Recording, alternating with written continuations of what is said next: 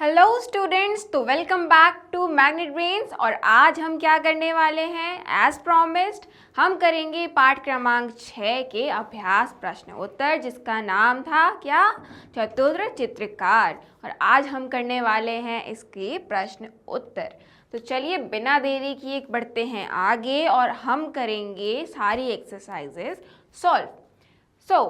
पहला प्रश्न है बातचीत के लिए। बातचीत जैसा कि हम हर चैप्टर में ही करते हैं, हम एक दूसरे से बात करते हैं और कुछ प्रश्नों के हल करते हैं। एक दूसरे से बात करके उनको हल करते हैं, उनके उत्तर लिखते हैं। तो इसी प्रकार यहाँ पे भी किया जाएगा। तो पहला प्रश्न है, चित्रकार की कौन सी विशेषता आपको सबसे अधिक अच्छी लगी और क्यों?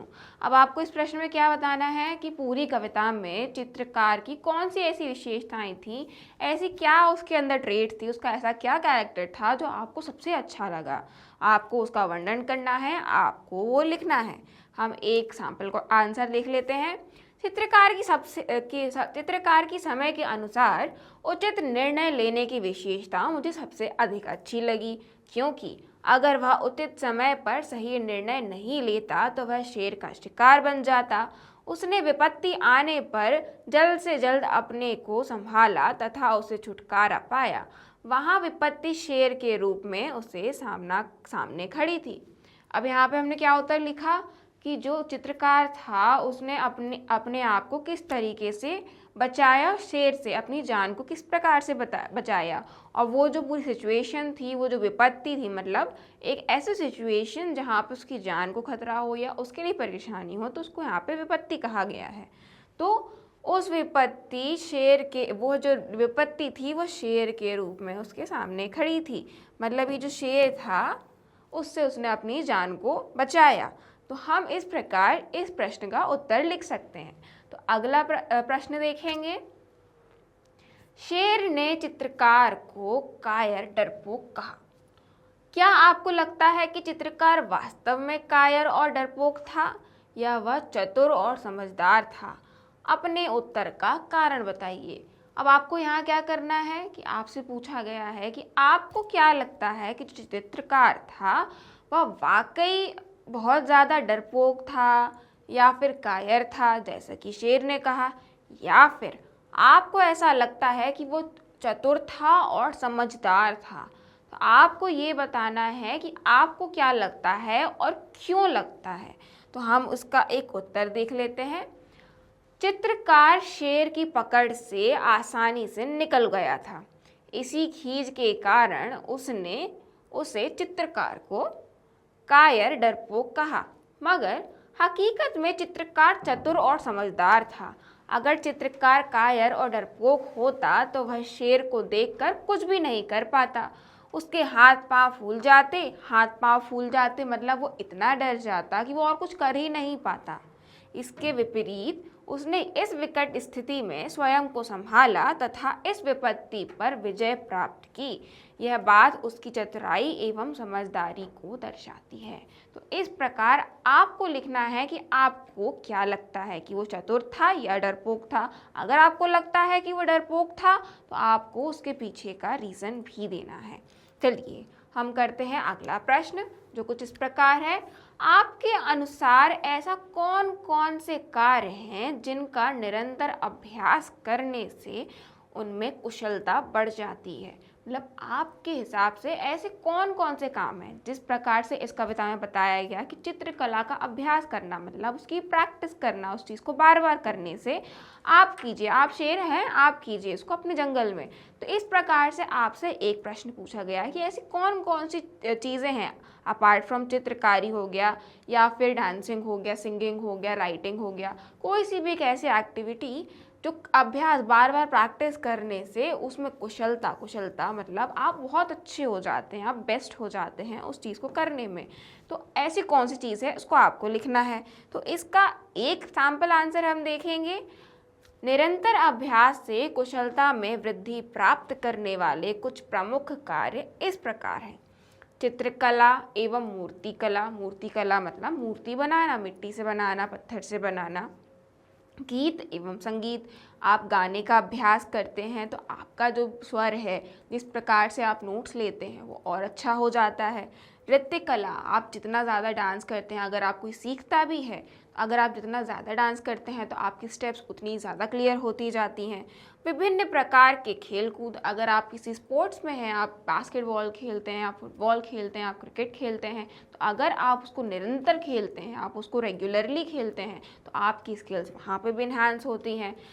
चिकित्सा एवं वकालत जैसे पेशे आदि। अब चिकित्सा और वकालत क्यों कहा गया है? क्योंकि एक जो डॉक्टर होता है वो भी प्रैक्टिस करते करते, लोगों से मिलते मिलते, मरीजों को दवाइयाँ देते देते ही एक्सपीरियंस गेन करता है और वो धीरे धीरे बहुत अच्छा डॉक्टर बन जाता है। और वकालत मतलब एक लॉयर जो एडवोकेट होता है, जो कोर्ट में केसेस लड़ता है, तो वो विद एक्सपीरियंस प्रैक्टिस करते करते कि किस चीज़ को, कौन से आर्ग्यूमेंट को कब बोलना है, ये भी उसको प्रैक्टिस से ही आता है।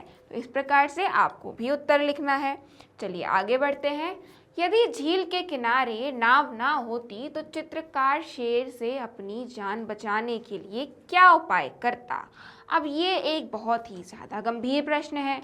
अब वहाँ पर क्या था, उस समय तो नाव थी, इस वजह से वो भाग निकला, लेकिन अगर वहाँ पर नाव ना होती तो किस प्रकार से चित्रकार अपनी जान बचाता?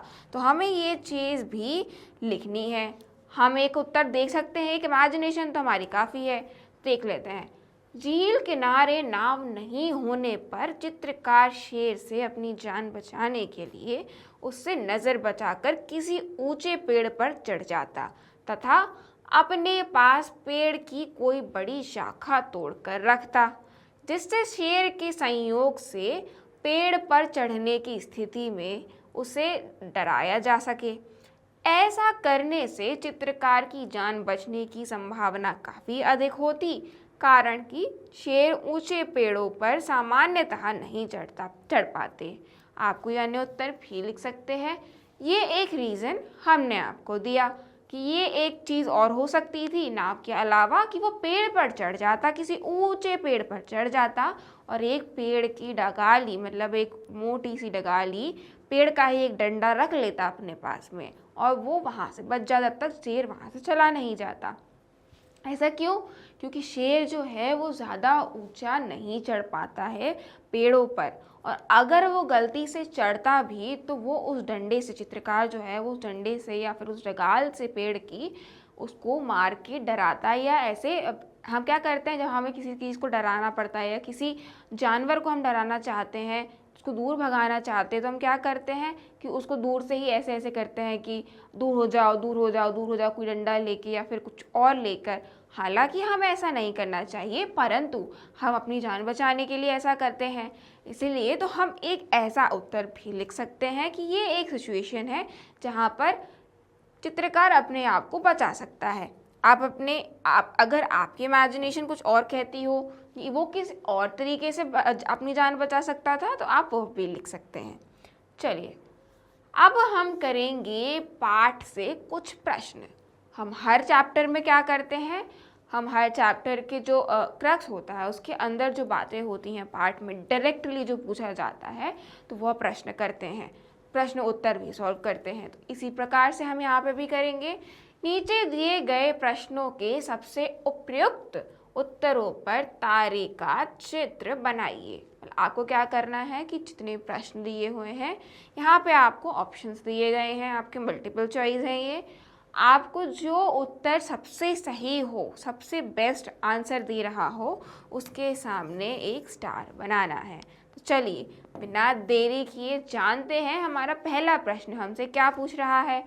चित्रकार ने जंगल के किस स्थान पर चित्र बनाना शुरू किया? नदी के किनारे, सुनसान जगह, पेड़ों के नीचे, पहाड़ की चोटी पर। कहाँ पे किया? सुनसान जगह। हमारी पंक्ति में भी लिखा हुआ था सुनसान जगह, तो इसका उत्तर क्या होगा? सुनसान जगह। चलिए अगला प्रश्न है, यमराज का मित्र किसे कहा गया है? ये तो बहुत ही इंटरेस्टिंग क्वेश्चन है और बहुत ही आसान, सबसे आसान प्रश्न। शेर का, चित्रकार को, नाविक को, शिकारी को? सबसे ऑब्वियस आंसर है शेर को। हमने पूरी कविता में किसके बारे में बात की? शेर के बारे में बात की। चलिए चित्रकार ने शेर से अपने प्राण कैसे बचाए? धैर्य और चतुराई से, क्रोध और शक्ति से, डर और घबराहट, दर्द से या फिर घबराहट से, अहंकार या गर्व से। हमारा उत्तर क्या है? धैर्य और चतुराई से। उसने पेशेंस रखा, उसने उस पूरी सिचुएशन को पहले संभाला, पहले शेर को बैठाया, फिर उसको दूसरी डायरेक्शन में फेस करके बैठाया, उसके बाद चतुराई से चुपचाप जब उसका ध्यान बटा तो वो नाव से दूर चला गया। इसका अर्थ है धैर्य और चतुराई से उसने अपनी जान की रक्षा की। चलिए अगला प्रश्न है, चित्रकार ने शेर को पीठ फेर कर बैठने के लिए क्यों कहा? अब ये भी हमने जाना और बहुत अच्छी तरीके से जाना था, ताकि वह शेर की पीठ का चित्र बना सके, ताकि वह भागने की योजना पूरी कर सके, ताकि शेर आराम से बैठ सके, ताकि शेर के साथ आंख मिचौली खेल सके। अब उसका आंख मिचौली खेलने का तो कोई मन नहीं था, क्योंकि उसका दोस्त तो था ही नहीं और उसे तो जान का खतरा भी था, और शेर के आराम से उसको क्या लेना देना है। उत्तर क्या होगा? ताकि वह भागने की योजना पूरी कर सके। उसके मन में क्या एक प्लानिंग चल रही थी कि वो उसको पीछे बिठाएगा, पीछे फेस करके बिठाएगा तो वो भाग जाएगा वहाँ से। तो वो उसकी प्लानिंग थी, वो उसकी योजना थी। चलिए बच्चों आगे करते हैं हम कुछ सोचिए और लिखिए वाले प्रश्न। तो नीचे दिए गए आपको सोचना है और इन क्वेश्चंस का एलैबोरेटली आंसर लिखना है। तो हम ये प्रश्न हल करने जा रहे हैं। नीचे दिए गए प्रश्नों के उत्तर अपनी लेखन पुस्तिका में लिखिए। प्रश्न क्रमांक 1, चित्रकार जिस वातावरण में चित्र बना रहा था उसका वर्णन कीजिए। अब हमें क्या करना है कि कौन सा एक सीन था, उसका एनवायरनमेंट क्या था जिस वक्त वो बना रहा था चित्र, उसका हमें वर्णन करना है। मतलब हमें लिखना है कि वो एक कौन से सीनरी का चित्र बना रहा था। चलिए तो उत्तर है इसका, चित्रकार एक सुनसान जगह पर झील के किनारे नदी, पहाड़ तथा पेड़ पौधों का चित्र बना रहा था। वहाँ पास में एक जंगल भी था। वहाँ कई प्रकार के पशु पक्षी थे जो पानी पीने के लिए प्रायः झील पर आते थे। तभी वहाँ एक शेर आ गया जिसे देखकर चित्रकार के होश उड़ गए। तो क्या सीन था, क्या सेटिंग थी उस समय कि वह एक सुनसान जगह पे जहाँ पे कोई आता जाता नहीं था, वहाँ बैठकर पेड़, नदी, झील किनारे इन सब चीज़ों की चित्र बना रहा था, पहाड़ों का, नदियों का, इन सब चीज़ों का अपने कागज़ पे, अपने कैनवास पे पेंटिंग कर रहा था। लेकिन उसी वक्त क्या हुआ, वहाँ पर आ गया एक शेर, क्योंकि पास ही था क्या, एक जंगल। चलिए आगे बढ़ते हैं और अगला प्रश्न हल करेंगे। चित्रकार ने शेर को जंगल में चित्रकला का अभ्यास करने के लिए क्यों कहा होगा? क्यों कहा होगा? ये तो बड़ा ही आसान प्रश्न है। शेर हाथ से निकल चुके चित्रकार को पुनः पकड़ने की कोशिश में कहता है कि तुम जरा ठहर जाओ तथा अपना ये कलम कागज लेते जाओ, ये तुम्हारे पीछे यहाँ छूटे जा रहे हैं। शेर की यह चाल चित्रकार समझ रहा था, इसीलिए उसने उसकी बात को टालने के लिए कहा कि उन्हें आप अपने पास रखिए तथा जंगल में चित्रकला का अभ्यास कीजिए। तो चित्रकार ने शेर को जंगल में चित्रकला का अभ्यास करने के लिए इसीलिए कहा क्योंकि वो ये बात समझ चुका था कि शेर जो है वो उसको फिर से पकड़ना चाहता है, वो उस पर गुस्सा कर रहा है और इस बार तो वो उसको छोड़ेगा नहीं, क्योंकि वो भाग रहा है, क्योंकि चित्रकार भाग रहा है। इसीलिए उसने ये कहा कि आप वो कागज़ और वो कलम अपने पास रख लीजिए और खुद प्रैक्टिस कीजिएगा। कहाँ पे? जंगल में। चलिए आगे बढ़ेंगे प्रश्न क्रमांक 3 से। आपको इस कविता की कौन कौन सी घटना सबसे रोचक लगी? अब आपको ये बताना है कि इस कविता में होने वाली कौन सी ऐसी घटना है या फिर एक घटना या घटनाएं हैं, ऐसा कौन कौन से इंसिडेंट्स हैं जो आपको सबसे ज़्यादा एंटरटेनिंग लगी, रोचक लगी, जो आपको पढ़ने में बड़ा मज़ा आया। तो आपको ये लिखना है। हम क्या लिखेंगे? मुझे इस कविता की वह घटना सबसे रोचक लगी जब चित्रकार शेर को चुपचाप देखकर उसे चित्र बनाने के लिए बैठ जाने के लिए कहता है। इस पर शेर उसकी ओर मुंह करके उकड़ू बैठ जाता है। क्या होता है? ये हमने एक रीज़न लिख दिया। आपको जो अच्छा लगे, जो सबसे रोचक चीज़ लगी हो। जैसे मैंने यहाँ पे लिख दिया है कि उसने कहा कि आप पीछे उकड़ू होके बैठ जाइए, ताकि वो, इसमें क्या होगा कि अब तो ये पीछे भाग सकता है, यहाँ से निकल सकता है। अब आप हो सकता है कि ये भी लिख सकते हैं कि मुझे ये रोचक लगा कि जब वह नाव से दूर चला गया और उसने फिर जब शेर ने बोला कि अपनी कलम ले जाओ या अपना पेज ले जाओ, अपना ये पूरा सामान लेके जाओ, लेकिन तब चित्रकार ने कहा कि आप अभ्यास कीजिएगा। तो एक ये उत्तर भी आप लिख सकते हैं। तो आपको जो सबसे रोचक लगे वो आप लिखिएगा ज़रूर। चलिए, प्रश्न क्रमांक 4, चित्रकार ने शेर से बचने के लिए क्या किया? सबसे आसान प्रश्न है ये इस पाठ का कि उसने अपनी जान बचाने के लिए क्या किया। उत्तर है, चित्रकार ने शेर से बचने के लिए उसे सुंदर चित्र बनाने के लिए अपने सामने बैठा लिया। फिर शेर थोड़ी देर बाद उसे पिछले भाग का चित्र बनाने के लिए उसे अपनी ओर पीट करके बैठने को कहा तथा उसके ऐसे करने पर चुपचाप उस स्थान से भागकर झील किनारे लगी नाव पर बैठ गया। फिर बांस के नाव को जल्दी जल्दी चलाकर शेर की पहुंच से दूर निकल गया। जैसा कि हमने कविता में भी पढ़ा कि किस प्रकार उसने बोला कि आप पीछे मुंह करके बैठ जाइए, और जैसे ही वो बैठा तो वो चुपचाप दौड़ लगा के भाग गया, मतलब धीरे पैर निकल गया ताकि शेर को पता ना चले, और वहाँ पे जो नाव थी और जो बांस पड़ा हुआ था उसका चप्पू बना के उस नाव से दूर भाग गया। इस प्रकार चित्रकार ने अपनी जान बचाई। चलिए, अब हम आ गए हैं अपने अगले सेगमेंट पे, और इसका नाम है अनुमान और कल्पना। हम हमेशा क्या करते हैं, हम एक छोटा सा अनुमान लगाते हैं, मतलब कुछ इमेजिन कल हमारा कल्पना रहती है, मतलब हमारी इमेजिनेशन रहती है, और हमारा कुछ अंदाज़ा रहता है कि यह इसका उत्तर हो सकता है। तो चलिए पढ़ते हैं आगे और देखते हैं अनुमान और कल्पना में हमारा पहला प्रश्न क्या है। चित्रकार ने शेर को जंगल के सरदार नाम से क्यों पुकारा होगा? सोचने वाली बात है कि आखिर क्यों जंगल का सरदार कहा होगा। तो इसका उत्तर है, शेर को जंगल का राजा कहा जाता है।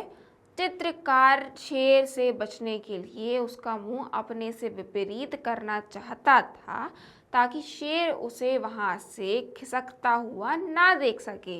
इसलिए शेर को खुश करने के लिए चित्रकार उसे जंगल का सरदार कहकर उसकी खुशामद कर रहा था।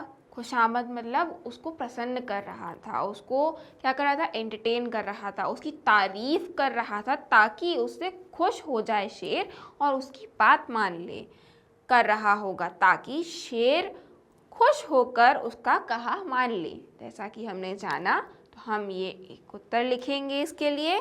आगे बढ़ते हैं।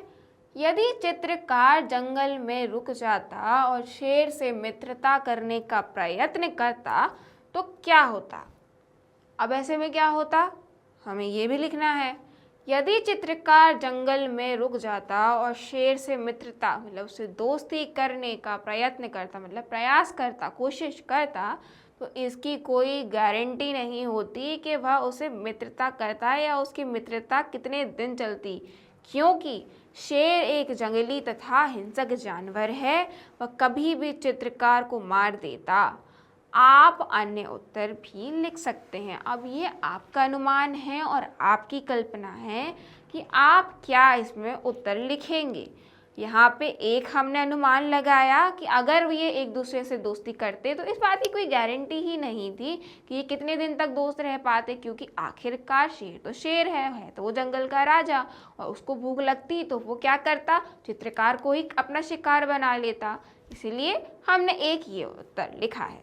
चलिए, अगला प्रश्न हमसे क्या पूछता है, यदि शेर को भी चित्रकला में रुचि होती तो वह कौन से चित्र बनाना पसंद करता? अब भाई ये बड़ा ही प्यारा सा प्रश्न है। क्या आपने कभी देखा है किसी शेर को चित्र बनाते हुए? नहीं देखा है। परंतु अगर शेर भी चित्रकला कर पाता, अगर वो भी पेंटिंग कर पाता, तो वो क्या बनाता? जैसे कि चित्रकार नदी बना रहा था, पेड़ बना रहा था, घर बना रहा था, उसी प्रकार शेर क्या बनाता, अपने शीट पे क्या पेंटिंग करता वो? हमें ये उत्तर लिख सकते हैं कि यदि शेर को चित्रकला में रुचि होती, उसको उसमें इंटरेस्ट होता, तो वह अपने परिवार, जंगल के सुंदर नज़ारे, शिकार करते समय की तस्वीरें, स्वयं की ताजपोशी आदि चित्र बनाना पसंद करता। स्वयं की ताजपोशी मतलब जब भी कोई राजा होता है और वो अपनी गद्दी पे बैठता है तो जो उसके सर पे जो वो मुकुट लगाता है, मतलब ताज वो होता है, सर का ताज होता है, वो बैठता और वो क्या करता कि अपने अपने आप को ऐसा बैठा हुआ दिखाता कि मैं राजा हूँ और मैंने क्या पहन रखा है, क्राउन पहन रखा है। तो ये एक ताजपोशी की तस्वीर होती। वो अपने परिवार की, अपनी फैमिली की या जंगल के सुंदर नज़ारों की तस्वीरें भी बना सकता था।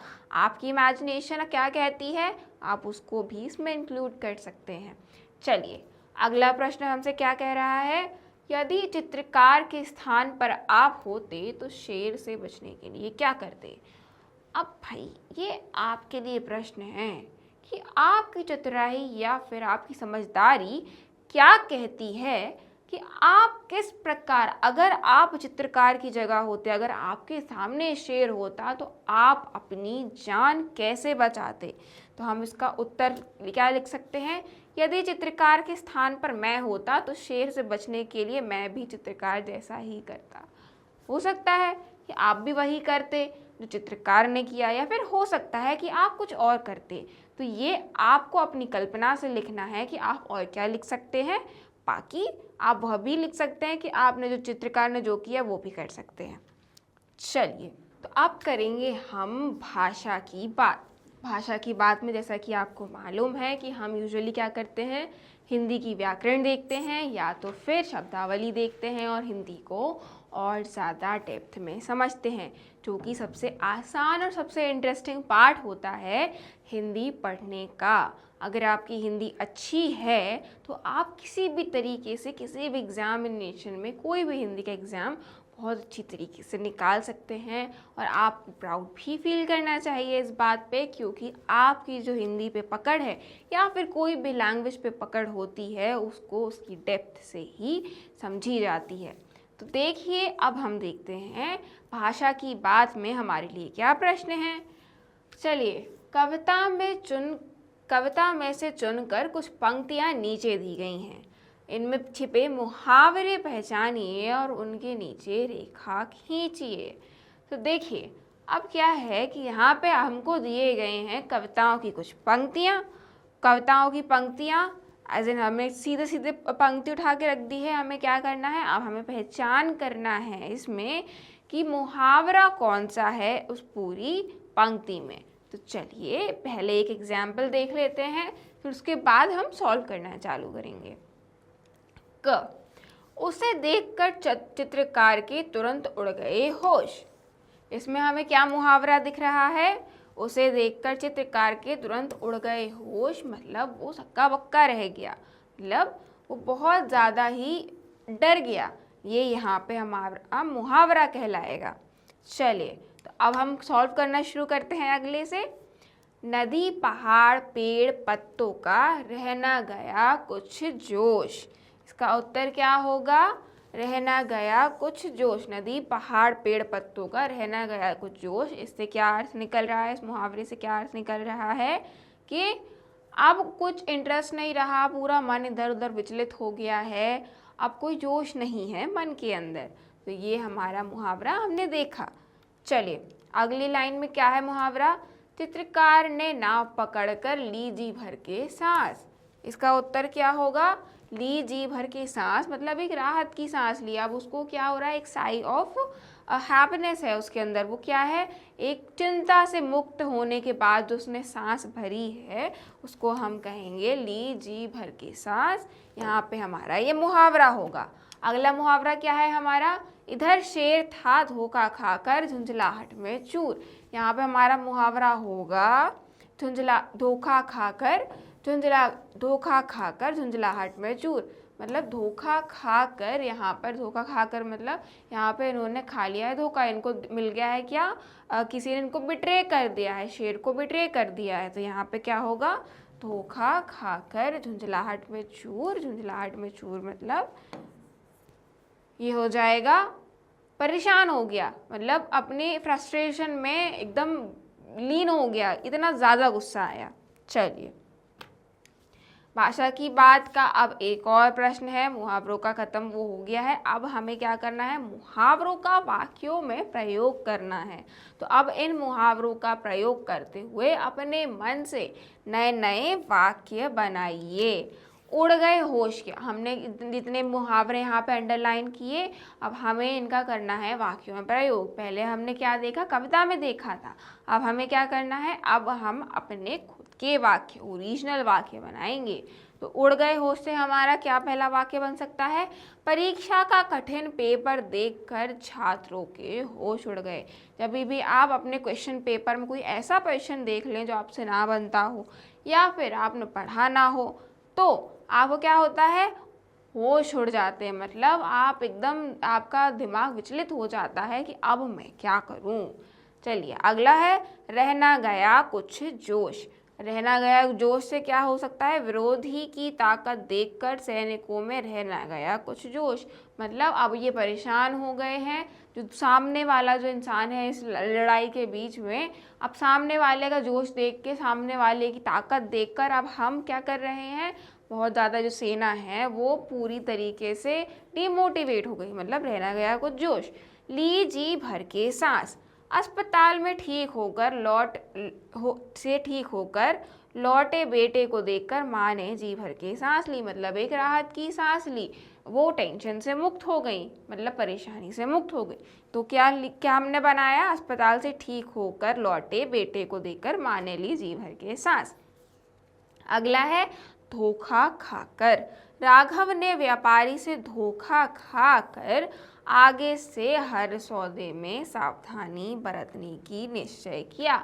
अब इसने क्या किया कि इसने एक बार दुकान पर धोखा खा लिया, जैसे आप भी ये लिख सकते हो कि मैंने इनसे धोखा खाकर, इनसे बिट्रेव लेकर क्या हुआ, इनसे हमें धोखा मिला है, इन्होंने हमारे साथ दगाबाजी की है। तो ये दगाबाजी करने के बाद एक बार आपने सीख लिया कि अब अगली बार से मैं सावधानी बरतूंगा, ऐसा ये एक वाक्य हम बना सकते हैं। आप चलिए, अब आप अपने हिसाब से, अपनी सोचने की क्षमता के हिसाब से, या आपको कुछ और इस वाक्य में बनाने के लिए आपको समझ में आए तो आप ज़रूर बनाइएगा। ये हमने एग्जाम्पल के तौर पे कुछ वाक्य देख लिए हैं। चलिए, अब नीचे दी गई पंक्तियों को ध्यान से पढ़िए। अब हम पहले इन पंक्तियों को पढ़ेंगे, फिर जानेंगे कि प्रश्न क्या है। इतने ही में वहां आ गया यमराजा का मित्र, चित्रकार चुपके से खिसका जैसे कोई चोर, जल्दी जल्दी नाव चलाकर निकल गया वह दूर। इन पंक्तियों में जिन शब्दों के नीचे रेखा खींची गई हैं वे क्रिया शब्द हैं, जिन्हें आने या जाने के कार्य को बताने के लिए उपयोग में लाया जाता है। अब क्या हुआ है यहाँ पे, इन पंक्तियों में आ गया, खिसका और निकल गया, ये क्या दर्शा रहा है, आने और जाने की क्रिया।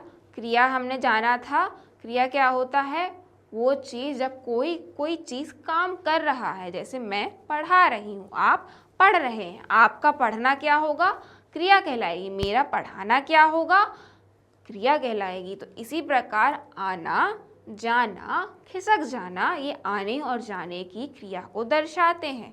तो हमने यहाँ पे क्या किया कि इन जो शब्दों को हम कहते हैं कार्य बताने के लिए उपयोग किए जाने वाले शब्द, वो है क्रिया। अब आगे देखते हैं, आ गया शब्द का प्रयोग अचानक आने को दर्शाने के लिए किया जाता है। मतलब आ गया मतलब कोई एकदम से आ गया है, तो ये क्या है, अचानक आने को दर्शाने के लिए प्रयोग किया गया है। खिसका जो शब्द है धीरे धीरे हटने या बिना किसी को पता लगे जाने का भाव प्रकट करता है। खिसके से क्या मतलब है, मतलब चुपचाप वो वहाँ से चला गया, मतलब खिसक गया। तो ये खिसकना ये एक क्रिया को दर्शाता है, ये इस भाव को प्रकट कर रहा है कि बिना किसी को पता लगे जाने का भाव प्रकट कर रहा है। चलिए, निकल गया शब्द तेजी से डर जाने का संकेत देता है। मतलब निकल गया मतलब तेजी से चला गया, इस बात का संकेत देता है।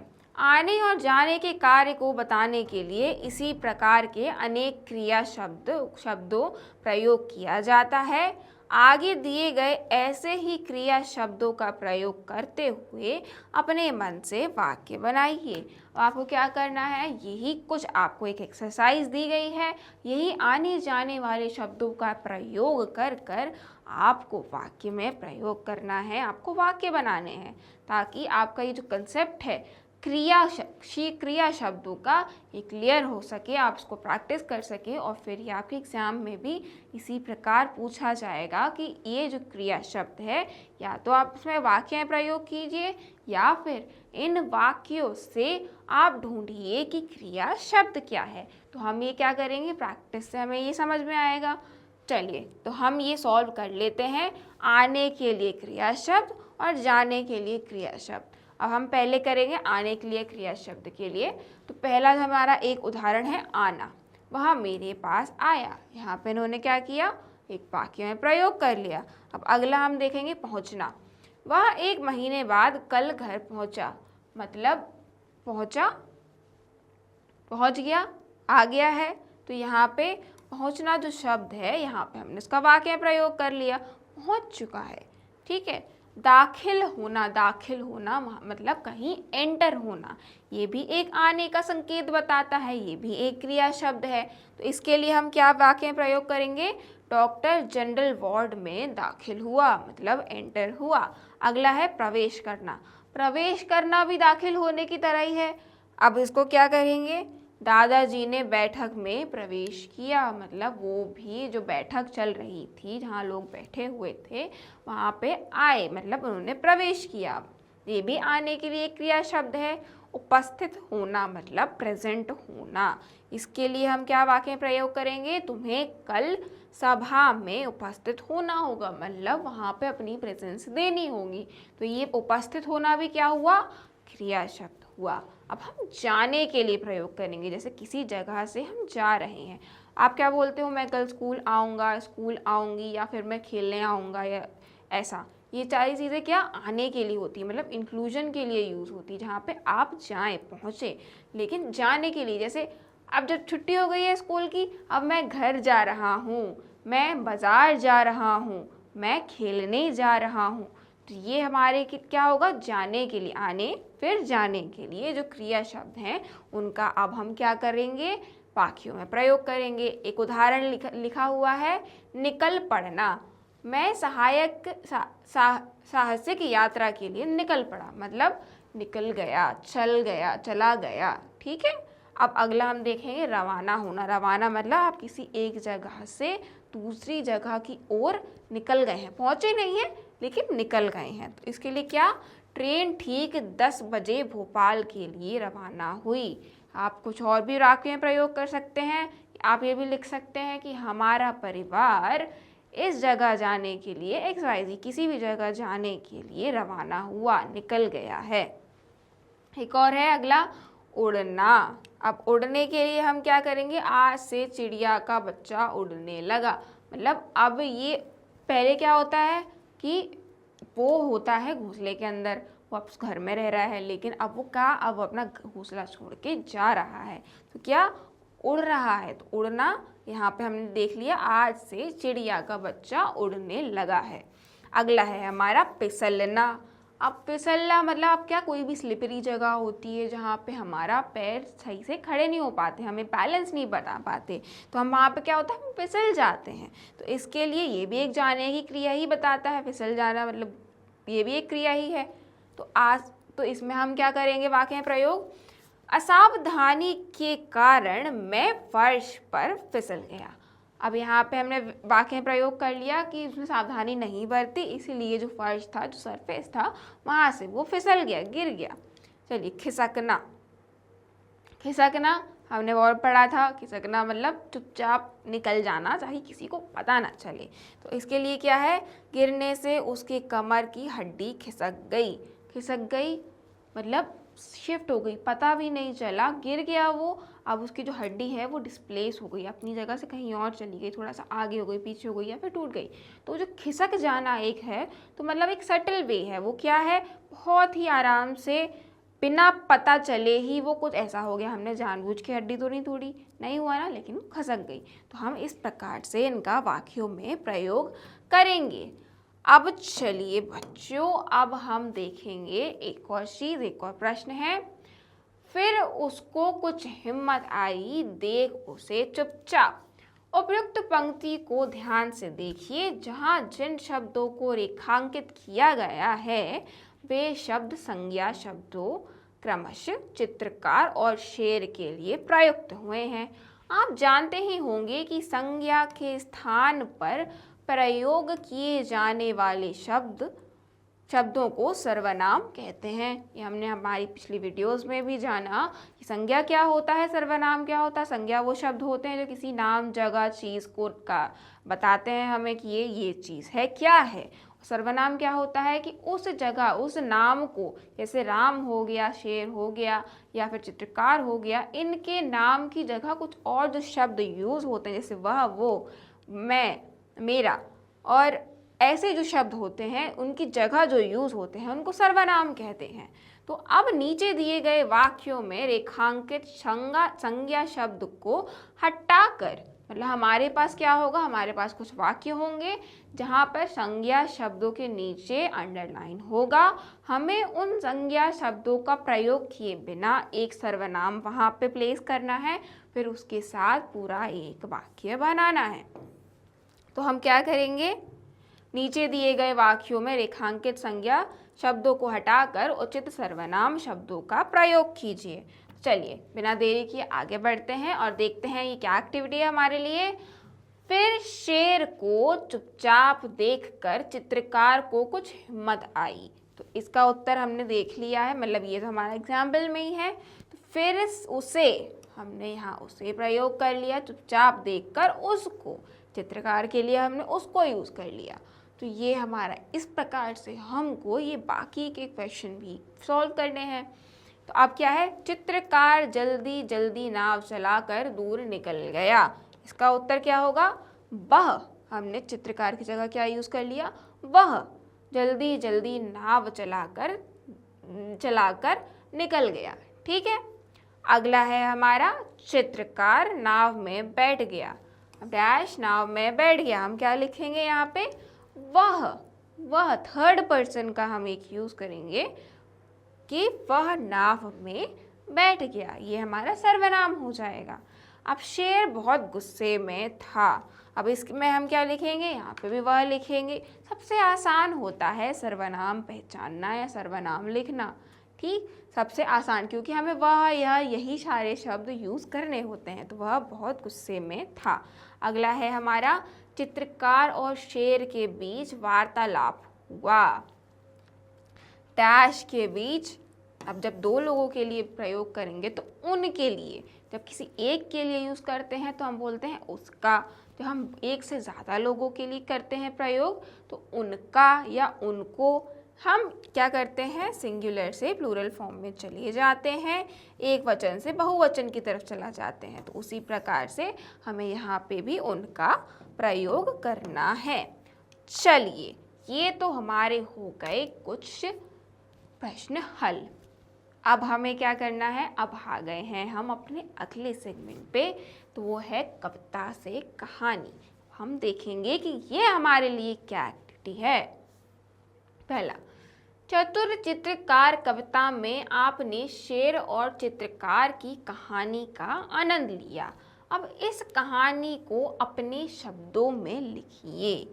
हमने क्या किया कि हमने एक कहानी पढ़ी है एक कविता के रूप में। ठीक, अब हमें क्या करना है कि अब हमें अपने शब्दों में, अपने शब्दों का प्रयोग कर कर इसको समराइज करना है एक तरीके से। तो हम क्या करेंगे, एक दिन एक चित्रकार अकेले जंगल की सुनसान जगह में बैठकर चित्र बना रहा था।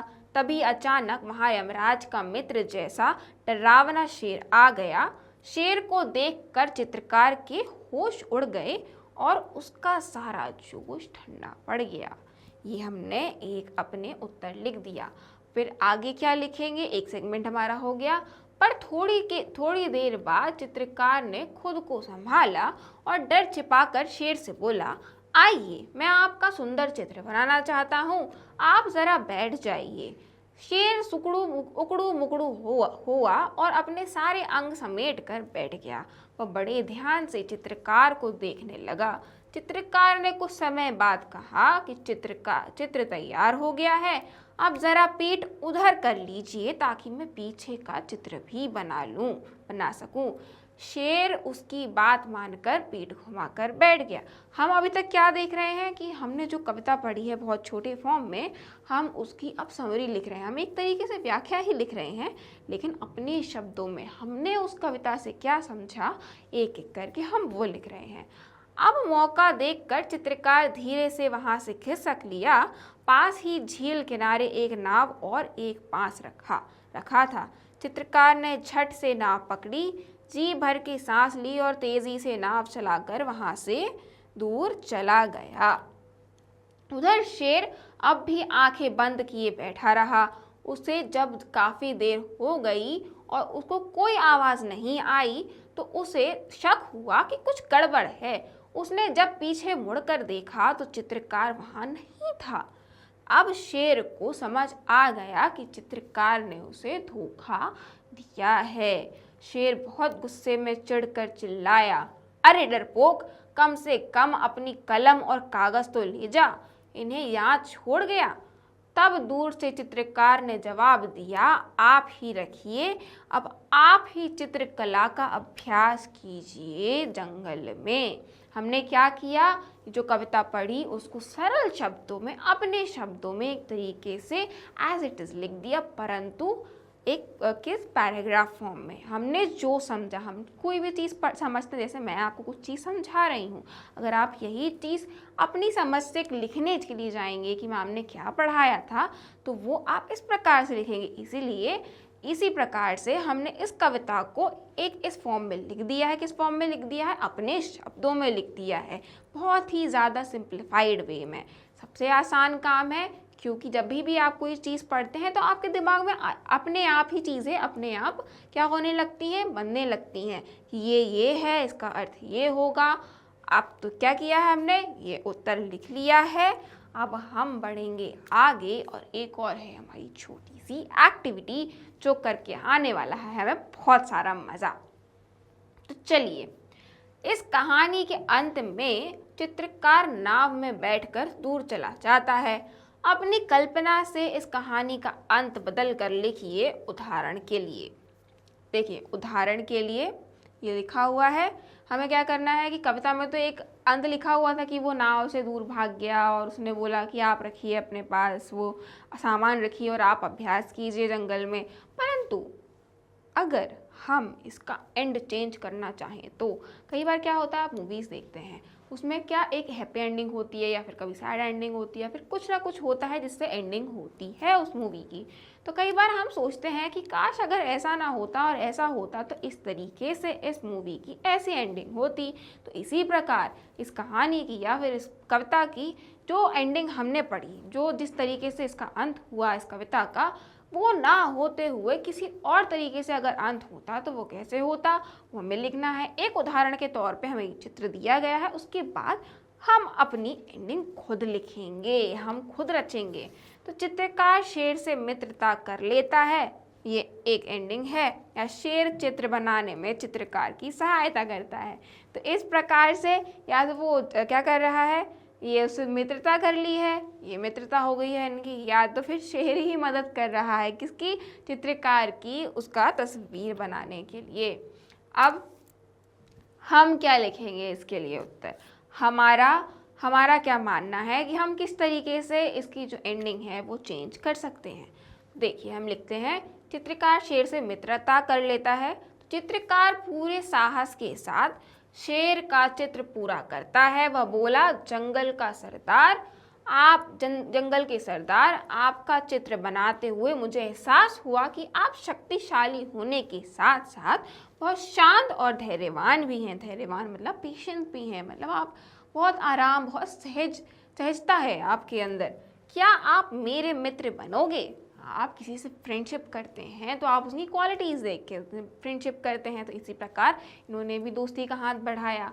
शेर ने हैरानी से उसकी ओर देखकर कहा, आज तक सब मुझसे डरकर भाग जाते थे। तुम पहले ही हो जिसने निडरता से मेरी ओर मित्रता का हाथ बढ़ाया है। शेर ने तुरंत चित्रकार से हाथ मिला लिया। अब क्या हुआ है, ये एक एंडिंग ऐसे चेंज हुई है कि शेर कहता है कि अभी तक तो लोग मुझसे डर के भाग जाते थे, परंतु तुम वह पहले इंसान हो जिसने दोस्ती की तरफ हाथ बढ़ाया है मेरे साथ। तो अब हम क्या करेंगे, हम दोस्ती करेंगे। तो इस प्रकार से यह जो है हमने एक एंडिंग यहाँ देख ली। अब दूसरा हम क्या देख सकते हैं, शेर चित्र बनाने में चित्रकार की सहायता करता है। तो ये किस तरीके से एंड हो सकता है, ये हमारा एक प्रॉम्प्ट था जिस मतलब एक हेडिंग है, इसको हम एलैबोरेट करेंगे। चित्रकार शेर का चित्र बनाने में लीन था। शेर उसके द्वारा बनाए जा रहे चित्र को देखता जा रहा था। तभी वह बोला, काश मैं भी तुम्हारी तरह इतना सुंदर चित्र बना पाता। चित्रकार चौंक गया। उसने शेर की आंखों में छिपा हुआ कलाकार ढूंढ लिया। वह मुस्कुराया और बोला, जिस प्रकार तुम इस जंगल को पहचानते हो उतनी खूबसूरती से मैं नहीं जानता। यह पकड़ो ब्रश और अपनी कल्पना को पंख दो। मतलब अपने तुम्हारे अंदर जो इमेजिनेशन है तुम उसे पंख दो, तुम्हें और उसको एक्सपैंड करो, कल्पना को पंख दो। इस प्रकार शेर चित्र पूरा करने में चित्रकार की सहायता करता है और अद्भुत चित्र बनता है। तो हमने ये देखा कि हम किस प्रकार हमारी कविता के दो कुछ अंत कर सकते हैं, इसकी स्टोरी चेंज कर सकते हैं, किस तरीके से उसका एंडिंग चेंज कर सकते हैं। एक में क्या हुआ कि वो भाग गया, दूसरे में क्या हुआ जो हमने अपनी तरफ से बनाया कि इनकी दोस्ती हो गई, इनकी मित्रता हो गई। और तीसरा क्या हुआ कि चित्रकार ने कहा कि मेरी इतनी इमेजिनेशन नहीं है, मैं जंगल को इतने करीब से नहीं जानता जितने करीब से तुम जानते हो। शेर से उसने ऐसा कहा। तो इसके लिए उसने कहा कि आप अपनी इमेजिनेशन को, आपने जो देखा है जंगल में, आप उसको इस पन्ने पे उतारो और पेंट करो इसको, ताकि मैं भी जानूं और आप भी जानो कि किस प्रकार आपके अंदर चित्रकला का जो टैलेंट है वो कितना अच्छा है, और मैं भी देखूंगा कि आप कितने अच्छी तरीके से पेंट कर सकते हैं। तो चलिए यहाँ पे हमारा ये प्रश्न होता है हल। अब आ जाते हैं हम बातचीत पर। तो नीचे दी गई शेर और चित्रकार के मध्य बातचीत को अपनी कल्पना से पूरा कीजिए। हमें क्या करना है कि हम हमेशा एक ऐसा प्रश्न करते हैं जहाँ पे हम अपनी इमेजिनेशन से एक कॉन्वर्सेशन, दो लोगों की बातों को अपने शब्दों में लिखते हैं कि अगर वो ऐसी बात कर रहे होते तो वो क्या बात कर रहे होते। तो इसी प्रकार हमको शेर और चित्रकार के बीच में क्या वार्तालाप हो रही है वो भी लिखना है अपने शब्दों में। हम क्या इन दोनों के बीच में बात करवाना चाहते हैं। तो पहला हमारे पास लाइन दिया हुआ है, पहला वाक्य हमारे पास दिया हुआ है कि चित्रकार कहता है, अरे जंगल के राजा, आप चुपचाप क्यों बैठे हैं। अब अगर हम इस संवाद को आगे बढ़ाएं तो हम क्या लिखेंगे। शेर कहेगा, क्या करें दोस्त, आज तो कोई शिकार ही नहीं मिला। अब चित्रकार क्या कहते हैं, क्यों, शिकार को क्या हो गया। आगे बढ़ते हुए शेर कहता है, आजकल इंसान जंगल को काटता जा रहा है ना, इसलिए शिकार कम होते जा रहे हैं। तो क्या होता है, अब जो चित्रकार है वो ये कहता है, यह तो गलत है, इंसान को जंगल काटना नहीं चाहिए बल्कि जंगल बढ़ाना चाहिए।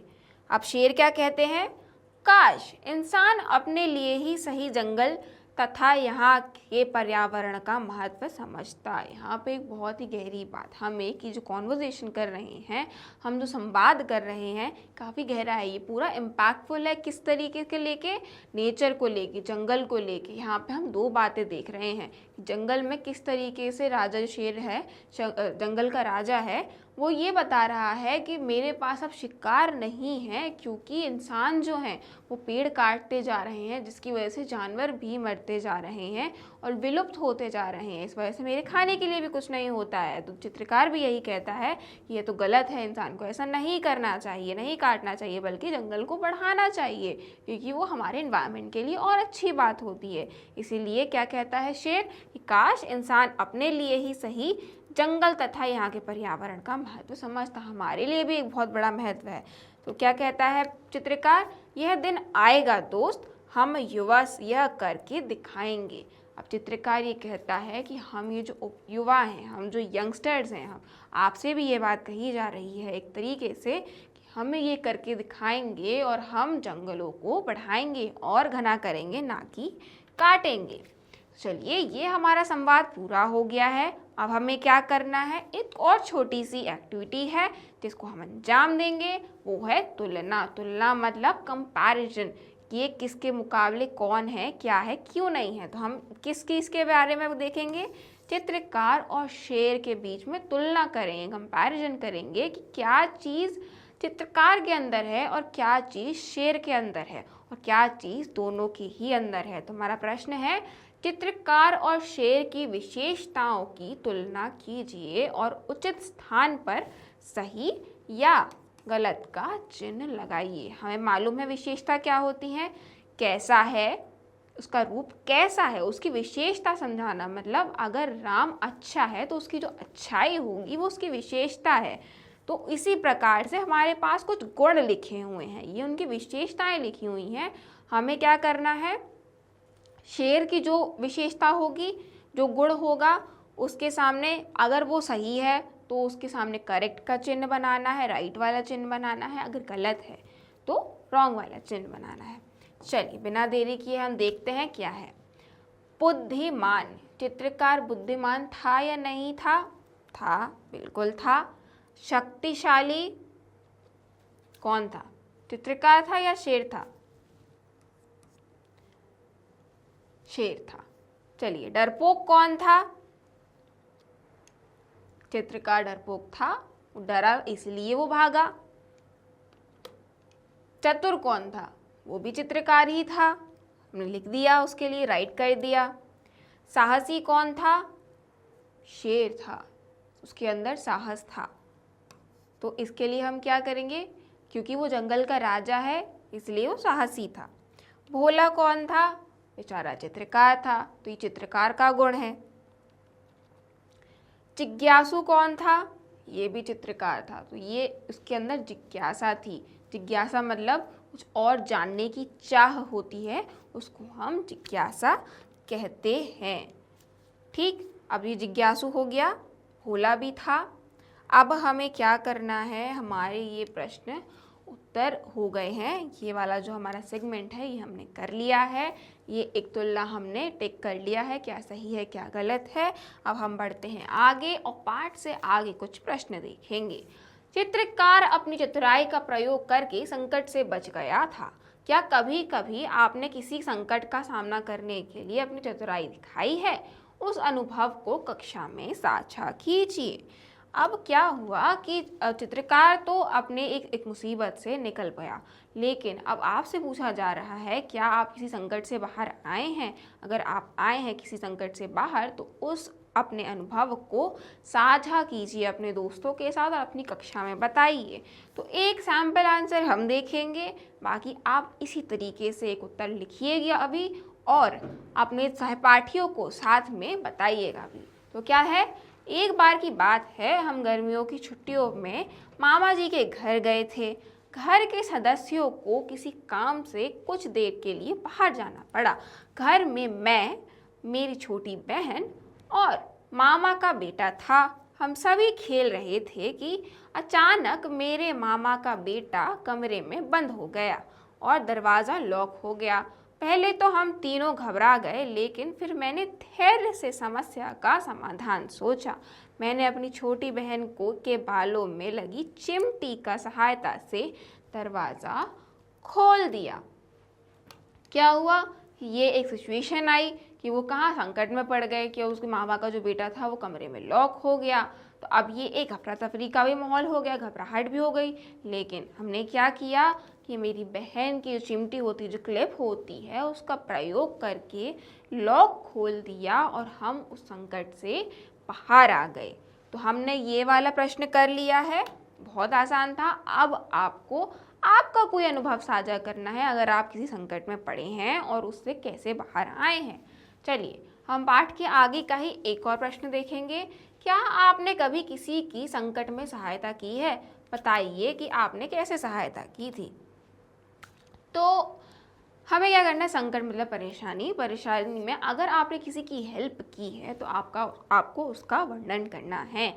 एक सैम्पल आंसर हम देखेंगे, एक एग्जाम्पल के तौर पे है, आपको अपना अनुभव साझा करना है या फिर आपको बताना है कि आपने किस तरीके से कभी किसी की हेल्प की है। तो उत्तर है 2019-20 में कोरोना विश्व महामारी के समय जब सभी कारखाने बंद हो गए, तब हमारे घर के पास रहने वाले कामगारों की भी फैक्ट्री बंद हो गई थी तथा उनके पास खाने तक के पैसे नहीं थे। उस स्थिति में वे अपने गांव के लिए पैदल ही निकलने वाले थे। मेरे परिवार वालों ने उस समय उन्हें रास्ते के लिए राशन पानी तथा राह खर्च के लिए पैसे आदि देकर उनकी सहायता की। इसमें मैंने भी अपना योगदान दिया। मैंने अपनी गुल्लक में जमा की गई राशि भी उन्हें देने के लिए माता पिताजी को दे दिया। इससे उनको कुछ राहत मिली तथा वे बड़ी कठिनाई से अपने घर पहुँचे। तो ये एक सैम्पल आंसर है आपके लिए, एक उदाहरण है कि आप इस प्रकार अपना एक अनुभव साझा कर सकते हैं। हमने एक कोरोना का टाइम लिया, किस तरीके से मैंने लोगों की हेल्प की जिनको ज़रूरत थी, उनको संकट था, उनके ऊपर संकट था, उनके ऊपर पैसे नहीं थे, उनके पास पैसे नहीं थे, उनके पास खाने के लिए कुछ नहीं था, तो हमने हेल्प की, उनको संकट से बाहर निकाला। तो ये इस प्रकार से हम कर लेंगे इन प्रश्नों को हल। अब चलिए, चित्रकार का विद्यालय, ये एक बड़ा ही इंटरेस्टिंग सा सेगमेंट है जो हम करने वाले हैं। ये देखिए, ये चित्रकार है और विद्यालय, चित्रकार विद्यालय मतलब जहाँ पे हम पढ़ाई करते हैं। तो पहले हम देख लेते हैं क्या।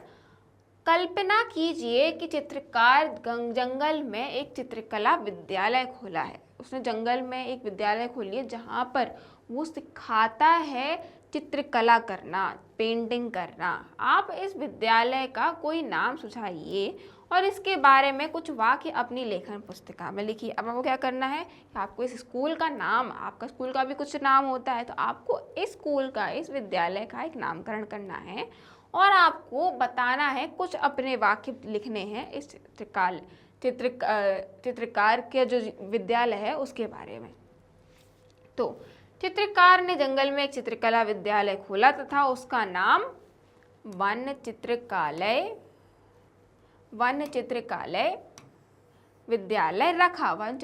विद्यालय रख दिया। यह विद्यालय एक प्रकार से प्रकृति की ही गोद में स्थित है, यानी जंगल में है, जंगल के बीचों बीच है, मतलब पूरी हर तरफ प्रकृति ही प्रकृति, एनवायरनमेंट ही एनवायरनमेंट, पेड़ ही पौधे, इसीलिए उसकी गोद में, उसके बीच में स्थित है। इसके आसपास प्राकृतिक दृश्यों की भरमार है, मतलब जितने भी नेचुरल चीज़ें हैं उसकी जो सीनरी की भरमार है।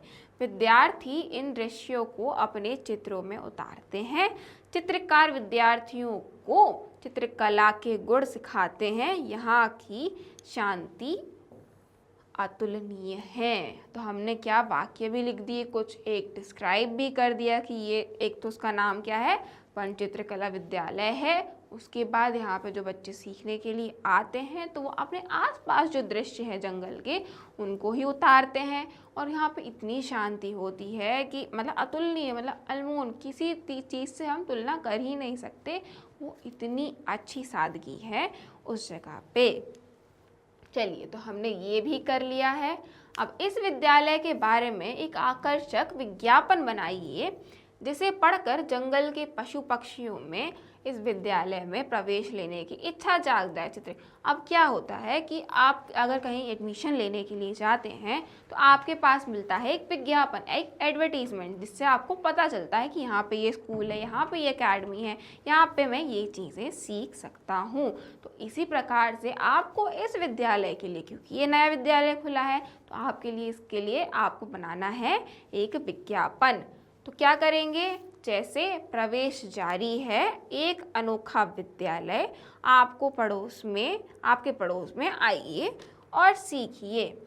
उत्तर क्या होगा, हमने बनाया ये एक किस्म से विज्ञापन। तो तो हमारे पास क्या थे, वो कुछ सैम्पल वर्ड्स थे जिनका हमें प्रयोग करना था। तो हमने क्या इस प्रकार से एक बनाया है विज्ञापन। यहाँ पे क्या लिखा है, खुल गया खुल गया खुल गया। पहले हम क्या करेंगे, एक हेडिंग बड़ी बड़ी लिखेंगे कि क्या खुल गया, भाई लोग आकर्षित भी तो होंगे उस तरफ। फिर लिखेंगे वन चित्र विद्यालय, हमारे स्कूल का नाम। फिर उसके बाद आजू बाजू हम छोटे छोटे एलिमेंट्स ऐड करेंगे और उसमें भी लिखेंगे जल्दी आइए प्रवेश लीजिए, मतलब एडमिशन कराइए। सीमित सीटें, मतलब कम ही सीट्स हैं, ज़्यादा एडमिशन नहीं होंगे, जिसकी वजह से लोग और सोचेंगे कि चलो जल्दी चले जाते हैं, नहीं तो सीट्स भर जाएंगी। तो इसमें हमें यहाँ पे क्या सिखाया जाता है, हमें ये लिखना है कि यहाँ पे हमें क्या क्या आपको फैसिलिटीज़ मिलेंगी। यहाँ सिखाया जाता है पत्तों की छपाई से चित्र बनाना, प्राकृतिक रंगों का उपयोग, फूल पत्ते मिट्टी आदि से रंग बनाना, मतलब नेचुरल चीज़ों से रंग बनाना, पेड़ की छाल पर कलाकारी, मतलब पेड़ का जो बार्क होता है, जो छाल होती है उसके ऊपर कलाकारी करना, जंगल कथा पर चित्र बनाना। अब नीचे क्या है, नोट डाल देंगे, एक छोटा सा नोट जो लोगों को पढ़ना ज़रूरी होता है। कागज़ रंग ब्रश की निःशुल्क उपलब्धता, मतलब आपको कागज़ का, रंग का और जो ब्रशेस हैं उनके लिए पेमेंट नहीं करना होगा, वो हम अपनी तरफ से प्रोवाइड करेंगे। तो आप कांटेक्ट करने के लिए क्या करेंगे, जंगल के सरदार या टीचर चित्रकार से आपको संपर्क करने के लिए भी लिखना होगा कि आपको किससे कांटेक्ट करना होगा एडमिशन लेने के लिए। तो आप कुछ इस प्रकार से बना सकते हैं अपना एक विज्ञापन। तो ये बड़ा फन काम है और ये हो सकता है कि आपको एग्जाम में भी पूछा जाए कि आप एक विज्ञापन बनाइए। तो आपको विज्ञापन किस तरीके से बनाना है, अभी हमने एक स्कूल के लिए बनाया है, आप हो सके तो और भी चीज़ों के लिए बनाइएगा जिससे आपकी प्रैक्टिस भी होगी। चलिए अब खोजबीन, अब हमें क्या करना है, हमें खुद पता करनी है कुछ चीज़ें। अपने अभिभावकों के साथ पशु पक्षियों से संबंधित भारतीय वृत्तचित्र डॉक्यूमेंट्री होती हैं जो, देखिए और उसे प्राप्त जानकारी कक्षा में साझा कीजिए। आपको क्या करना है कि खोज करनी है इस बात की, किस चीज़ की, आपको देखनी है कि डॉक्यूमेंट्री किस चीज़ के लिए, पशु पक्षियों के लिए। क्या डिस्कवरी चैनल पे भी देख सकते हैं आप, या फिर यूट्यूब पे भी देख सकते हैं। एक डॉक्यूमेंट्री देखिए जहाँ पे पशु पक्षी अपना जीवन यापन कैसे करते हैं, उसको देखिए, उसको समझिए और उससे आप जो सीखें, आप उन वीडियो से जो सीखें, आपको क्या करना है, अपनी कक्षा में साझा करना है, मतलब अपने कक्षा में अपने दोस्तों को बताना है। चलिए आगे बढ़ते हैं। जंगल में शांति और सुरक्षा, तो किस तरीके से, मान लीजिए शेर और चित्रकार अच्छे मित्र हैं, वे चाहते हैं कि जंगल में सुख शांति हो, मतलब हैप्पीनेस हो, खुश रहें लोग और कोई भी परेशानी ना हो, कोई लड़ाई झगड़ा ना हो। आप उन्हें जंगल में शांति के लिए क्या क्या उपाय सुझाएंगे, कम से कम 3 सुझाव अपनी लेखन पुस्तिका में लिखिए। संकेत है आपके लिए, आपको क्या करना है कि आपको ऐसे सुझाव देने हैं, आपको सजेशंस देने हैं जिससे शांति और सुरक्षा मेंटेन रहे जंगल में। तो संकेत क्या दिए गए हैं आपके लिए, ऐसे उपाय सोचिए जिनसे जंगल के पेड़ पौधे, हवा पानी और पशु पक्षी सुरक्षित रहें। अब आपको किस वो करनी है, सुख शांति के बारे में लिखना है, पेड़ पौधे जंगल के, हवा पानी जो है उसके लिए और पशु पक्षी की सुरक्षा के लिए। तो चलिए, तो हम क्या करेंगे, हम इनकी लिख देंगे, हम इसके लिए आंसर्स लिखेंगे। अब आपको क्या करना है कि आपको सुझाना है कि आप लिख सकते हैं कि हम क्या कर सकते हैं कि लोगों को वहाँ पे वो कर सकते, निर्धारित कर सकते हैं कि वो देखें कि कोई पेड़ ना काटे, वहाँ पे सुरक्षा बोर्ड लगा सकते हैं कि ये पेड़ नहीं कटेगा। पशु पक्षियों के लिए क्या करेंगे, हम दाना पानी रखेंगे, उनके खाने का इंतज़ाम करेंगे, पेड़ पौधे और लगाएंगे। तो इस प्रकार से आप ये उत्तर लिखेंगे। अब हमें पुस्तकालय से क्या, हमारी लाइब्रेरी से हमें क्या पता करना है, हम यहाँ आ जाते हैं। पुस्तकालय से अपने शिक्षक की सहायता से पंचतंत्र अथवा हितोपदेश में से उन कहानियों को ढूंढिए जिनमें पशु पक्षियों और मनुष्यों के मध्य संवाद हो। आपको क्या करना है, अब आपको जाना है अपनी लाइब्रेरी में और ऐसी पंचतंत्र की या फिर और भी ऐसी कुछ कहानियाँ ढूंढनी है जहाँ पर जो पशु पक्षी हैं, जानवर हैं और जो बर्ड्स हैं, उड़ने वाले जीव हो गए, और जो इंसान है, इनके बीच में बातचीत हो रही हो। जैसे हमने कविता में शेर और चित्रकार मनुष्य के बीच में एक संवाद देखा, उसी प्रकार से आपको अपनी लाइब्रेरी में जाके ढूंढना है कुछ ऐसी कहानियाँ, कुछ ऐसी कविताएं जहाँ पर पशु पक्षियों और इंसानों के बीच में बातचीत हो रही हो। चलिए, ये सब काम आपको खुद करना है। अब आ जाते हैं हम पहेलियों पर। हम पहेली बूझेंगे। तो आज की पहेली क्या है? चित्रकार जिस जंगल में गया था वहाँ कौन कौन से पेड़ हो सकते थे? आइए इस पहेली से पता लगाते हैं। इस पहेली को इसी कविता के बीच कविता के कवि ने रचा है। आप अपने समूह में मिलकर पहले पहेली बूझिए। तो पहेली कुछ इस प्रकार है।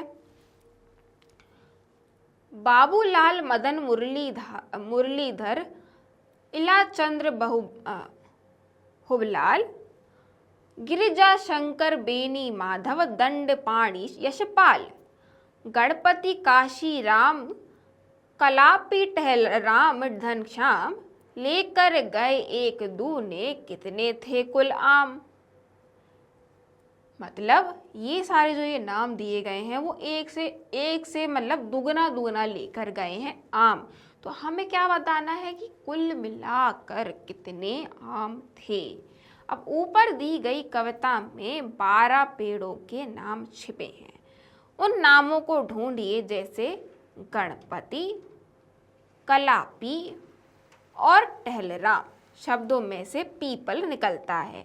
कोई एक अक्षर कई नामों के लिए भी प्रयुक्त हो सकता है। तो हमारे पहली पहेली का उत्तर क्या है? आम। कितने आम है? ये आप ऐसा कीजिए, अपनी बुक को उल्टा कीजिए और वहाँ पे आपको उत्तर दिखेगा कि कितने आम होंगे। और जो अगली पहेली है वो क्या है? पेड़ों के नाम। तो क्या पेड़ों के नाम निकल के आ रहे हैं? आम, पीपल, नीम, शीशम, जामुन, बबूल, कटहल, महुआ, बेल, इमली, बरगद और कदम्ब। ये भी आपकी ही टेक्स्ट बुक में इनके उत्तर दिए गए हैं। आप इनको देखिए, पढ़िए कि किस प्रकार से, जैसे ऐसे गणपति, कलापी और टहलराम। तो यहाँ पे प पी ल, तो क्या होगा? ये पीपल, ये हो जाएगा, क्या निकल के आया? ये पीपल बन जाएगा। ये पी प ल, यहाँ पे हमने ये बना दिया। ये इस प्रकार से एक पेड़ का नाम हो गया। तो इसी प्रकार से आप पूछिएगा इन पहेलियों को, इनके उत्तर हालांकि आपकी किताब में दिए गए हैं, परंतु स्टिल आप कीजिएगा ज़रूर। चलिए, अब आ जाते हैं हमारे लिए है एक कहानी, और वो है दो मेंढकों की यात्रा। ये आपके सिर्फ पढ़ने के लिए है और ये काफ़ी इंटरेस्टिंग स्टोरी होने वाली है।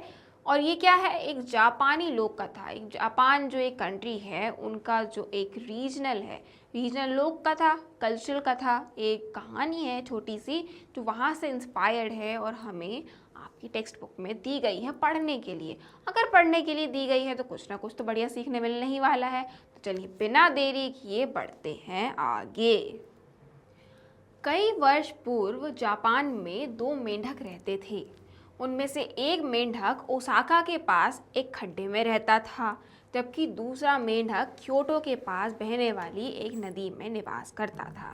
तो अब ओसाका जो है एक जगह है, तो वहाँ पर एक मेंढक रहता था खड्डे के अंदर, मतलब जो डिप्रेशन होता है, एक खड्डा होता है, आपने देखा होगा। और एक दूसरा जो मेंढक था वो क्योटो के पास, क्योटो भी एक और शहर, एक और जगह है, वहाँ रहता था। वहाँ पे जो बहने वाली एक नदी थी वो उसमें रहता था। एक दिन उन दोनों मेंढकों के दिमाग में एक साथ एक विचार आया। उन्होंने सोचा, इस जगह पर रहते हुए हमें बहुत दिन हो गए हैं, अब हमें यहाँ से निकलकर बाहर का संसार भी देखना चाहिए। अब एक ही दिन एक ही समय दोनों के दिमाग में एक ही चीज़ आई कि हमें बहुत वक्त हो गया है यहाँ पे रहते। एक को कितना वक्त हो गया? एक मेंढक को हो गया खड्डे में बहुत ज़्यादा समय रहते और एक को नदी में रहते समय हो गया है। तो यह संयोग ही था कि क्योटो के पास रहने वाले मेंढक ने ओसाका जाने का निश्चय किया, जबकि ओसाका में रहने वाले मेंढक ने क्योटो जाने का निर्णय लिया। अब क्या होता है कि एक कोइंसिडेंस होता है कि जो क्योटो में रहने वाला मेंढक है वो ओसाका जाने के लिए सोचता है और जो ओसाका में रहने वाला मेंढक है वो क्योटो जाने के लिए सोचता है। तो ये प्योरली एक कोइंसिडेंस है। अगले ही दिन दोनों मेंढकों ने अपनी अपनी यात्रा प्रारंभ कर दी। क्योटो और ओसाका शहरों में जोड़ने वाला एक ही मार्ग था। दोनों ही मेंढक उसी मार्ग पर अपनी अपनी मंजिल की ओर चल दिए।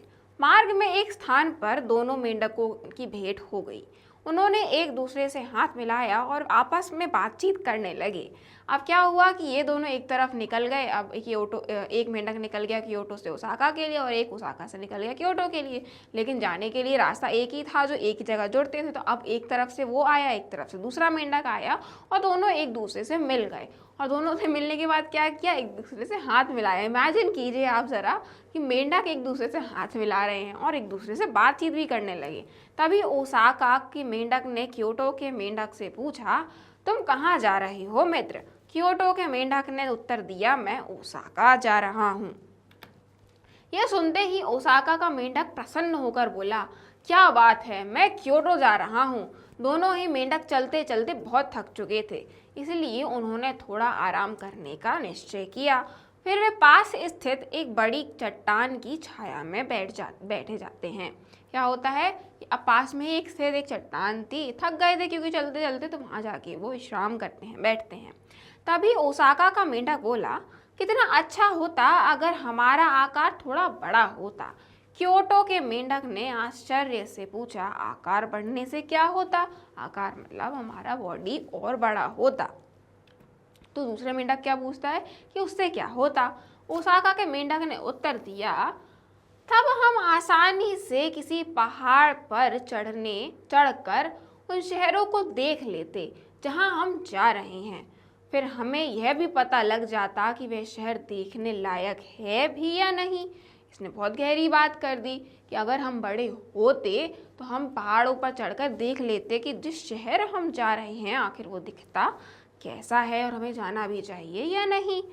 यह सुनकर क्योटो का मेंढक बोला, इसमें कौन सी बड़ी बात है, ये कार्य तो हम अभी भी कर सकते हैं। वह कैसे? ओसाका के मेंढक ने आश्चर्य से पूछा। क्योटो के मेंढक ने उसे समझाते हुए कहा, यह कार्य तो बहुत आसान है। यदि हम पास के पहाड़ पर चढ़कर एक दूसरे का सहारा लेते हुए अपने पिछले पैरों पर खड़े हो जाएं, तो फिर हम आसानी से उन शहरों को देख सकेंगे जहां हम जाना चाहते हैं। तो क्या एक मेंढक ने क्या एडवाइस किया कि हम चढ़ जाते हैं एक दूसरे का सहारा लेते हुए कूदते कूदते, और फिर वहां पे चढ़कर हम अपने पिछले पैरों, क्या 4 पैर होते हैं, तो पिछले पैरों के ऊपर खड़े होकर के देख लेंगे कि शहर कैसा दिखता है। ओसाका का मेंढक क्योटो की झलक देखने के लिए इतना उत्सुक था कि वह दौड़कर पास के पहाड़ पर चढ़ने लगा। यह देखकर क्योटो का मेंढक भी उसके पीछे पीछे दौड़ पड़ा। फिर दोनों उछलते उछलते पास में ही स्थित एक पहाड़ के शिखर पर जा पहुंचे। शिखर मतलब चट्टान, जो भी पहाड़ है उसका सबसे ऊपर वाला जो पॉइंट जहाँ पे वो खत्म होता है, सबसे ऊंचा वाला पॉइंट जो आप देख रहे हैं इस तस्वीर में, इस चीज को शिखर कहते हैं। तो शिखर पे पहुंच गया। दोनों मेंढक अपनी लंबी यात्रा के कारण बहुत थका हुआ था, अनुभव कर रहे थे, लेकिन उन्हें इस बात की खुशी भी थी कि वे उन शहरों को देख सकेंगे जिन्हें देखने के लिए वे लंबी यात्रा करके वहां तक आए थे। पहाड़ के शिखर पर पहुंचने के बाद ओसाका के मेंढक ने उछलकर अपने अगले पैरों को अपने मित्र के कंधों पर रख दिया। अब क्या हुआ कि अब वो एक के ऊपर एक चढ़ गए, उसके कंधे के ऊपर चढ़कर अब वो देखने वाले एक हाइट बनाना चाहते हैं। तो क्योटो के मेंढक ने भी ऐसा ही किया। अब दोनों मेंढकों ने अपने पिछले पैरों पर खड़े थे और उनके अगले पैर एक दूसरे के कंधों पर थे। तो वो कुछ इस प्रकार से उनका पोज बन गया। उन्होंने एक दूसरे को कसकर पकड़ रखा था ताकि वो पहाड़ों से नीचे ना गिर जाएं, लेकिन उन दोनों ने एक बात की ओर ध्यान ही नहीं दिया। उन्होंने अपनी पीठ उन्हीं शहरों की ओर कर रखी थी जिन्हें वो देखना चाहते थे। मतलब अब आप देखिए कि ये जो इन्होंने पोज बनाया है, ये एक ऐसा पोज है जहाँ पे उनकी पीठ उस तरफ है जिस तरफ शहर पढ़ रहा है। तो अभी कैसे देखेंगे, ये इनका एक मिस्टेक हो गया यहाँ पे। तो इस प्रकार दोनों मेंढकों के गलत तरीके से खड़े होने के कारण ओसाका से आया हुआ मेंढक ओसाका को ही देख रहा था, जबकि क्योटो के मेंढक की नज़र क्योटो पर ही पड़ रही थी। इस प्रकार दोनों ही मेंढक अपने प्रिय शहरों को नहीं देख पा रहे थे। मतलब अब जिस तरीके से क्या हो रहा था कि वो जो जहाँ से आया था वो उसी तरीके से देख रहा था। अगर ये जो मेंढक है, क्या ये वाला मेंढक जो है जो ओसाका से आया है और उसने इस तरीके से उसको ऐसे पकड़ रखा है, तो अब वो ओसाका को ही देख पा रहा है, क्योंकि उसके पीछे साइड जो है वो क्योटो है, तो वो देख नहीं पा रहा। तो वो जिस शहर से आए हैं वो उसी शहर को देख रहे हैं। तभी ओसाका का मेंढक बोला, ओह, लगता है मैंने यहाँ तक आकर अपना समय ही नष्ट किया है, क्योंकि क्योटो तो बिल्कुल ओसाका की तरह ही दिखता है। क्योटो से आए मेंढक को भी अनुभव हो रहा था कि ओसाका भी क्योटो की तरह ही है। फिर दोनों मेंढक अपने अपने घर लौट गए। अब क्या होता है इस कहानी में कि दोनों मेंढकों को तो देखो, अब क्योंकि उन्होंने जो नज़ारा देख लिया, उनको ये चीज़ रियलाइज़ नहीं हुई कि वो जो शहर देख रहे हैं वो उनका खुद का शहर है, वो कोई और दूसरा शहर है ही नहीं। तो अब इन्होंने क्या कहा, मैं जहाँ से आया हूँ, मतलब क्योटो वाले मेंढक को लगा कि क्योंकि उसने क्योटो ही देख रहा था ना वो, तो उसको लगा कि ओसाका भी वैसा ही दिखता है जैसा को क्योटो दिखता है, और ओसाका वाले मेंढक को भी वही लगा कि जैसा ओसाका अभी दिखता है वैसा ही तो क्योटो दिखता है। तो क्या फ़ायदा मेरा अब क्योटो जाने का, या क्या फ़ायदा मेरा ओसाका जाने का। तो इस प्रकार से ये दोनों ये बात करने के बाद अपने अपने घर वापस लौट जाते हैं कि चलो ठीक है, अब क्या ही फ़ायदा, मैं क्या नए शहर में जाऊँ, ये भी तो वैसा ही दिखता है। लेकिन ये सिर्फ और सिर्फ उनकी गलतफहमी थी, क्योंकि उन्होंने सही प्रकार से देखा नहीं कि वो कहाँ क्या देखना चाह रहे हैं। मतलब उनके दिमाग में बिल्कुल ये बात आई नहीं कि वो जिस शहर को देखना चाह रहे हैं वो उनके पीछे है, ना कि उनके आगे। तो इस प्रकार से ये उनका एक गलत निर्णय था, जिसकी वजह से वो अगला शहर अपना चेंज नहीं कर पाए, क्योंकि ऐसा हो ही नहीं सकता कि दो शहर एक जैसे दिखें। और फिर दोनों ही अपने अपने घर वापस लौट गए। मतलब अब कोई काम ही नहीं हुआ, इतना लंबा चल के आए और उनको फिर यही रियलाइजेशन हुई कि यही चीज़ है। तो इसका अर्थ हमें क्या निकल के आता है पूरी कहानी से, कि हमें आगे चीज़ें देखने के लिए हमें प्रॉपर रिसर्च करनी होती है, हमें सही डायरेक्शन में चीज़ें देखनी होती है। अगर हम कुछ करना चाहते हैं, कुछ बदलाव चाहते हैं, तो हमें पेसिमिस्टिक नहीं होना। पेसिमिस्टिक मतलब हमें नेगेटिव नहीं सोचना है उसके बारे में, गलत नहीं सोचना है उसके बारे में कि ये भी तो वैसा ही है या फिर वो। हमें चीज़ें करके देखनी है, हमें प्रैक्टिकली जाके देखना होगा, हमें करना होगा, क्योंकि कोई भी दो चीज़ें एक जैसी नहीं होती, स्पेशली शहर। तो ये जो कहानी है टीनी टॉप पब्लिकेशन से साभार है, मतलब यहाँ से ली गई है। और बच्चों, अब हमने ये पढ़ने के लिए कहानी पढ़ ली है, और यहाँ होता है हमारा ये चैप्टर के सारे प्रश्न उत्तर अभ्यास, और पढ़ने की ये जो कहानी दो मेंढकों की का था समाप्त होती है। तो यहाँ पे हम करेंगे इसको वाइंड अप। और अब हमें क्या करना है, अब हम मिलेंगे आपसे अगले वीडियो में पाठ क्रमांक 7 के साथ। और वो आपको कहाँ पे अवेलेबल होगा, वो आपको अवेलेबल होगा मैग्नेट ब्रेन्स के यूट्यूब चैनल पे, एप्लीकेशन या फिर वेबसाइट पे भी आपको मिल जाएंगी वीडियोस आगे की। आपको मैग्नेट ब्रेन्स जो है प्रोवाइड करता है, ये कुछ लिस्टेड कोर्सेज हैं, हिंदी और इंग्लिश दोनों ही मीडियम्स में अवेलेबल है। चाहिए इनको देखिए, जिनको ज़रूरत है उनको भी बताइए, क्योंकि मैग्नेट ब्रेन्स आपको प्रोवाइड करता है हाई क्वालिटी एजुकेशन, बिल्कुल भी कॉम्प्रोमाइज़ नहीं होने वाला है आपकी पढ़ाई के साथ, वो भी 100% फ्री ऑफ कॉस्ट, मतलब कोई पैसे नहीं। अब अगर आपको ई नोट्स और ई बुक्स चाहिए हो इसके अलावा, तो वो उसके लिए आपको क्या करना होगा, उसके लिए आपको लिंक्स दी गई हैं डिस्क्रिप्शन बॉक्स में, तो आप वहाँ पर जाके चेक कर सकते हैं और ई नोट्स और ई बुक्स वहाँ से डाउनलोड कर सकते हैं। इस वीडियो को लाइक करना, शेयर करना और सब्सक्राइब करना मत भूलिएगा, ताकि आप हमारे चैनल से जुड़े रहें और आगे अपना पढ़ाई कंटिन्यू कर सकें। सो बच्चों, आज के लिए बस इतना ही। मिलते हैं आपसे अगले वीडियो में अगले चैप्टर के साथ, कुछ नई कहानियाँ, नई किस्सों के लिए। चलिए, तब तक पढ़ते रहिए और अपना ख्याल रखिए। Thank you for watching.